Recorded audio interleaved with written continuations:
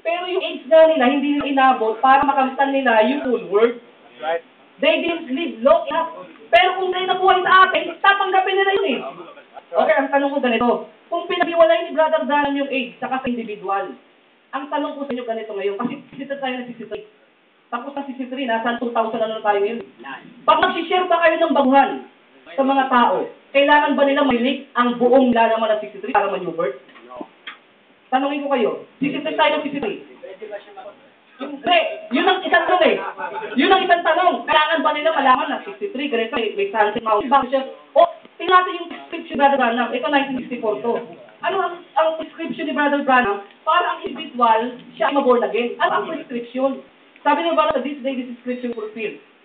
1964 to o 1965. Every time the church has received the Holy Ghost, it always comes like it did the first time under the same prescription. Ano yun? Acts 2:38. Never has changed, never will change. And the doctor's prescription, how to receive the Holy Ghost, is given to us by Dr. Simon Peter on the day of Pentecost. The eternal prescription.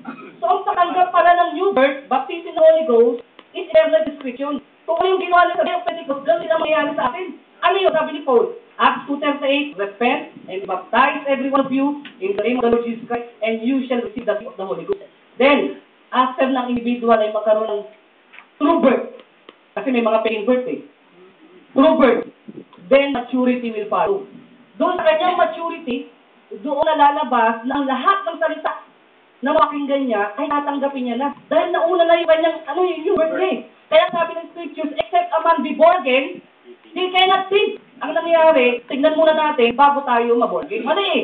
Ang scriptures, except a man be born again, kailangan muna siya maborn again, dahil saan nakikita lahat ng nakuha ng mensahe. Yung pattern ng scriptures, yun ang pattern para makapit. Hindi kailangan mo muna matindigan buong mensahe bago ka maborn again. Mali yun. Ang scriptural yun mga kapatid. Sabi ng scriptures, except a man be born again, he cannot see. So kailangan niya muna ang individual experience niya sa Panginoon bago niya matanggap ang full word. Okay, pinag-usapan naman natin ngayon ng age. Ang age naman. Naniniwala tayo sa lahat ng binasa doon sa quote eh. Diba? Lahat ng binasa natin sa quote, kanina pa sued, tama lahat yun, walang pagtutuloy eh. Kasi nga, dumating, pag sinabi mong full word for example, ang full word ba yung pag dumating ba ang AIDS eh, kunyari dumating ang AIDS ni Wesley eh, kakalimutan na ba yung message ni Luther? Kakalimutan ba yung message ni Luther? Bago nila matanggap yung message ni Wesley? O idadagdag na lang yung message ni Wesley po sa natanggap na ni Luther? The same din sa Pentecost. Diba? Patagdag ng patagdag kaya nga until coming to the full stature a perfect man. Pagdating sa full word, sabi nga parang tinawag tong mind age. Kaya sabi niya, Luther is a part. Yung buong rapture, buong body, buong katawan, Luther is a part. Wesley is a part.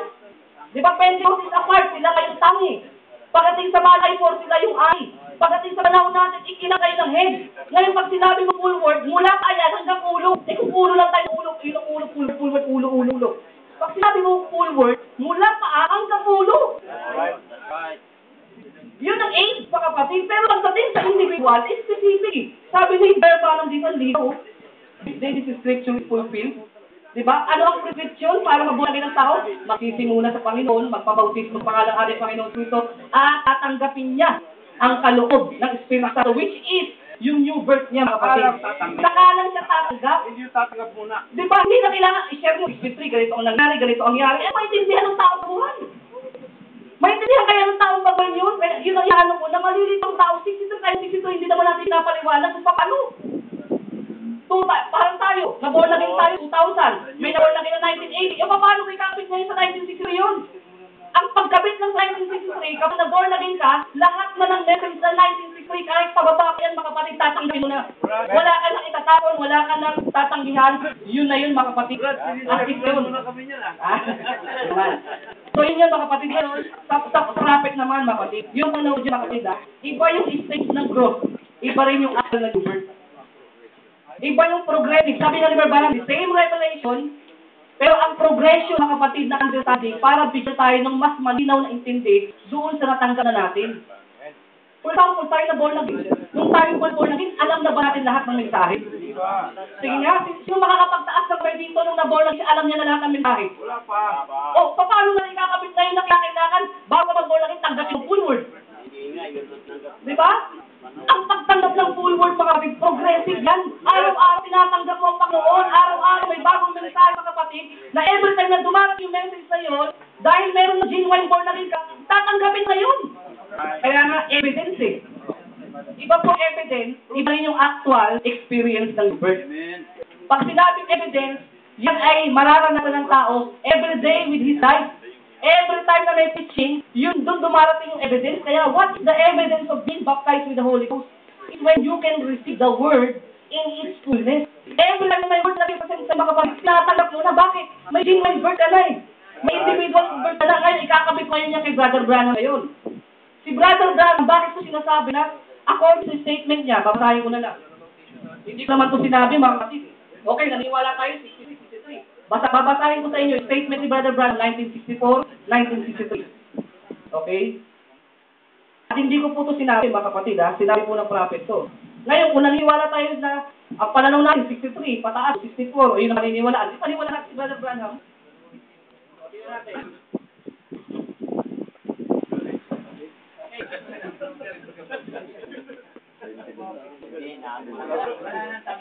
Influence message. Influence message, kung naniniwala tayo dito, after na ng opening ng Silsto, 1963 na to, influence message, 1963. Sabi ba na, once I was a sinner. Sino nag-isip? Si Branham. I'm saved by the grace of God. I know something happened to me. There's something happened. You can call it holy roller, or you can call it whatever you wish to.